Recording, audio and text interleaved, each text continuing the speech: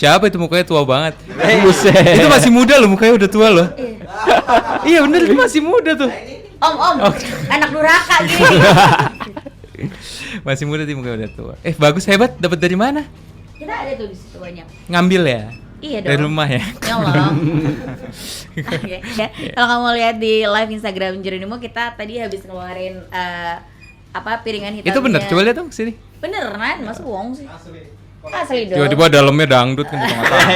Piringan hitamnya Kompilasi. Ebit GAD Kamilio Foto gitu dulu ya, ya foto kan dulu. karena Segara ini adalah putra dari Om Ebit GAD itu menemani Ini beneran loh, dia umurnya masih 20 di sini.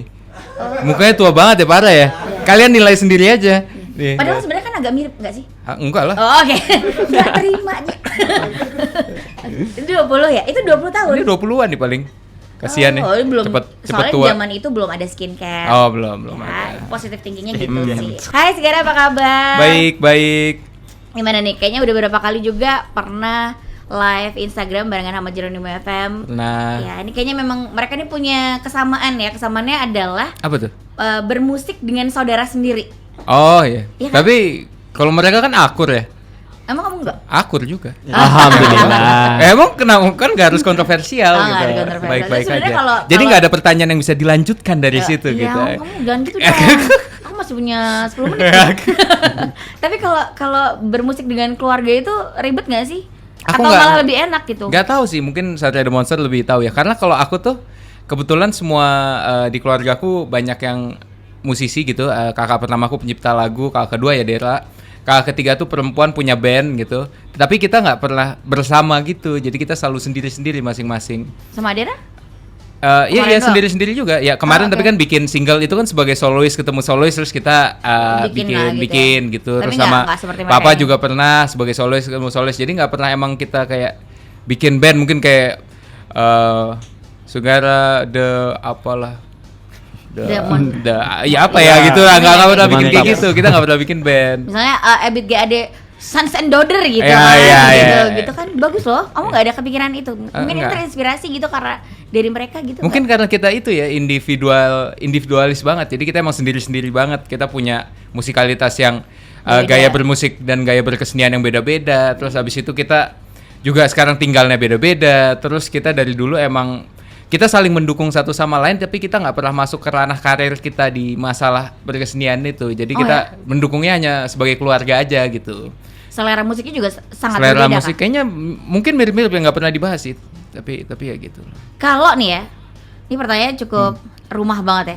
Asik Kalau apa sih? lebaran gitu atau kalian Aman mau bikin nggak? apa? Albummu udah sampai mana? Oh, enggak, gitu, atau, nggak pernah, nggak kamu pernah main dibahas. gitarnya gimana? Pakai jari apa gitu mungkin atau Pakai jarinya. Ada ya gitu ya. Ya kali kan, karena kan kalian Satria The Monster bingung dengan pertanyaan itu. karena kan kalian tuh kan bermusik banget gitu. Jadi kayak Ah. misalnya gini ya, kalau kita kumpul keluarga isinya dubes-dubes misalnya Ah. atau apa gitu kan, akhirnya ketemu terus ngobrolin soal oke, kalau di sana gimana, ada problem apa gitu, atau kira-kira seperti apa bikin macam-macamnya koneksi dan lain-lainnya. Nah, ketika kalian satu keluarga yang isinya musik semua gitu dan semuanya bermusik dengan musikalitas yang berbeda, dengan problem yang berbeda gitu. Itu apa yang akhirnya kalian lakukan dan bisa saling support dan untuk transfer knowledge gitu. Apa ya? Ini aku harus menjawab dengan bagus karena pertanyaannya panjang sekali tadi ya. Iya, memang. Kalau sejauh ini sih sebenarnya ya, jadi aku sering cerita ya, kita sebagai konteks dalam keluarga tuh kita saling mendukung banget satu sama lain. Tapi dalam konteks berkarir kita sebenarnya agak individual. Jadi dari ayah ke anak pun juga individual banget. Jadi papa tuh nggak pernah dukung kita secara berkarir, tapi selalu dukung kita sebagai konteks dia sebagai seorang ayah gitu. Dan Adera dan aku juga kita saling mendukung satu sama lain sebagai kakak adik dan juga kakak-kakakku yang lain. Tapi kalau mau dicari saling membantunya apa masalah industri dan berkesenian, mungkin ini ya pinjam-pinjaman alat mungkin ya. Pinjam-pinjaman Gitu ya, alat, kayak, pinjam-pinjaman kamu nganggur alat. nggak nih gitu ya? Aku beberapa kali minjem alatnya Dera berapa kali minjem alatku, papa juga kadang-kadang minjem alat gitu. Karena kan ya terlihat dari ini kan piringan hitam ini tua sekali kan beliau kan. Jadi jadi ya kadang-kadang harus update alat terbaru gitu. Dan ngajarin bokap buat menggunakan alatnya. Iya, malah kalau menggunakan alat ya, tapi bukan ngajarin apa gitu, bukan. Pokoknya secara musikalitas, secara kesenian kita sama sekali nggak pernah ikut campur satu sama lain lah. Misalnya maksudnya cara bikin lirik, cara bikin lagu, cara bikin nada, cara nyanyi, sama sekali nggak pernah lah itu.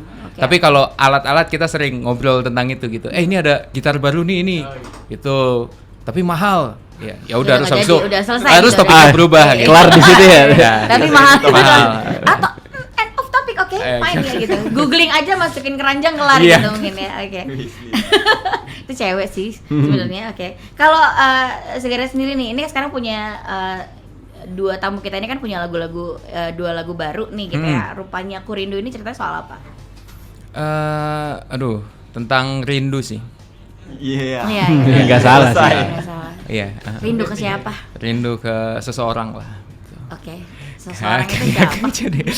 Dipancing. Main tebak kata. Nggak, aku soalnya kalau ditanya tentang apa, aku pengennya teman-teman yang denger aja sih, yang menerjemahkan sebenarnya lagu ini tentang apa. Karena aku takut salah ya. Jadi kadang kan kalau ditanya tentang apa, terus tiba-tiba ada satu orang yang udah, ini nih lagunya tentang ini banget, terus aku ngomong gitu, ternyata mematahkan seluruh pemikiran dia tentang lagu itu, kan nggak enak gitu. Tapi intinya secara general lagu ini lagu cinta, lagu romansa yang menggambarkan sebuah kerinduan terhadap seseorang yang udah lama meninggalkan kita gitulah. Kurang lebih gitu. Jadi mantan pacar. Iya, mantan pacar, mantan ojek langganan gitu kan, misalnya sekolah gitu. Ojek langganan. Sekarang udah nggak langganan pakai ojek online. Nggak usah langganan. Kalau ojek pengkolan baru. Iya, sekarang siapa aja. Iya, Gen Z-nya makin ketahuan ya, Gen Z-nya. Kalau pandemi kemarin ini aku balik lagi ke pandemi gitu. Akhirnya kan pandemi kemarin banyak waktu banget buat kamu juga pasti jadi musisi untuk berkarya gitu, dan akhirnya keluar lagu ini gitu. Ada banyak pilihan nggak sih sebenarnya sebelumnya?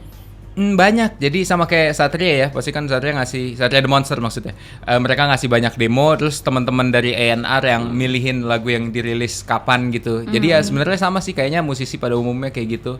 Tapi emang yang paling membedakan sebenarnya aku, pandemi ini kan banyak yang bilang banyak waktu untuk berkarya, banyak waktu untuk itu. Aku sebenarnya karena aku tipe yang senang menangkap inspirasi dari mana aja, aku malah nggak sekreatif itu pada saat pandemi, karena aku kan jarang keluar, jarang ketemu orang, jarang berinteraksi dengan malah bikin agak mati gaya malah jadi agak kurang produktif. Tapi ya dimaksimalkan. Kebetulan kalau waktunya banyak kan mau nggak mau ya dipaksa-paksa, dan baru belakangan ini sih udah mulai lebih perasaan lebih nyaman juga, jadi agak lebih produktif lagi. Sebenarnya kalau Segara sendiri bikin lagu lebih ke apa sih, ke isu-isu sosial kah, atau tentang perasaan seseorang, atau punya misi nggak sih di setiap lagunya gitu? Aku nggak pernah punya misi. Jadi enaknya aku sekarang punya tim. Dari dulu kan sebenarnya nggak punya tim tuh. Jadi kalau teman-teman dengar dari laguku yang dirilis dari dulu tuh pasti suka-suka aku aja, nggak peka dengan keadaan sekitar gitu. Jadi makanya nggak terlalu laku. Ada yang laku, ada yang enggak. Jadi kan hoki-hokian gitu, untung-untungan. Nah, karena kalau aku tuh tipe orang yang menciptakan lagu dari apa yang aku rasa pada saat itu. Jadi aku dulu jadi kelihatan Gen Z-nya nih. Jadi pada saat itu kan belum ada handphone yang smartphone seperti sekarang. Jadi kan kita harus merekam situasi itu, biasanya ada yang pakai dulu diary. Zaman dulu diary. Terus habis itu nulis biasanya. Nah, aku tuh biasa bikin blog. Nah, dulu aku awalnya jadinya bikin lagu dulu dari kisah hidupku gitu. Jadi setiap ada kejadian apa, aku jadiin lagu, karena pertama kalau aku tulis doang aku sering lupa. Kalau aku nadain tuh aku jadi inget gitu. Jadi pertama itu. Akhirnya karena itu ya terus menerus sampai sekarang ya seperti itu gitu. Kalau sekarang kan mudah ya, kalau ada inspirasi apa tinggal direkam, buka handphone ini. Kalau dulu nggak kayak gitu. Dulu 2 tahun yang lalu ya nggak kayak gitu.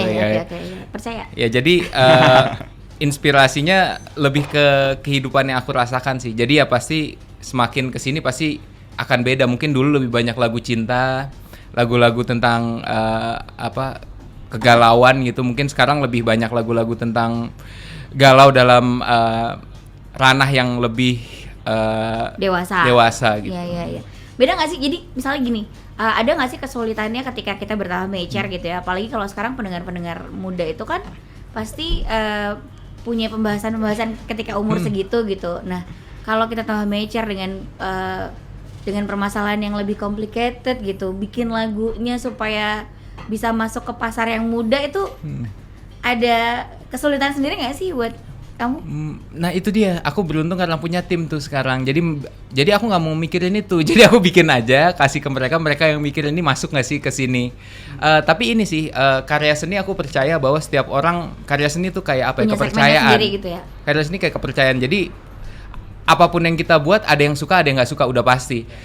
Dan misalkan kita nggak bisa maksain yang nggak suka itu jadi suka, dan kita nggak bisa maksain yang suka jadi nggak suka. Jadi menurut aku sih yang paling penting jujur dulu. Toh nanti misalnya nanti diterima atau enggak itu kan masalah bisnis, masalah industri, masalah promosi, banyak banget lah.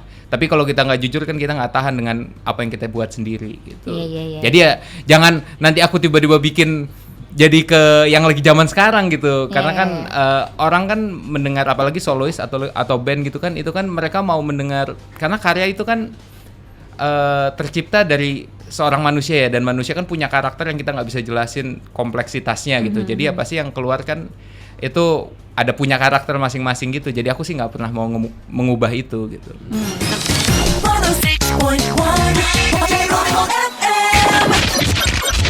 The real sound of Jogja, Geronimo FM.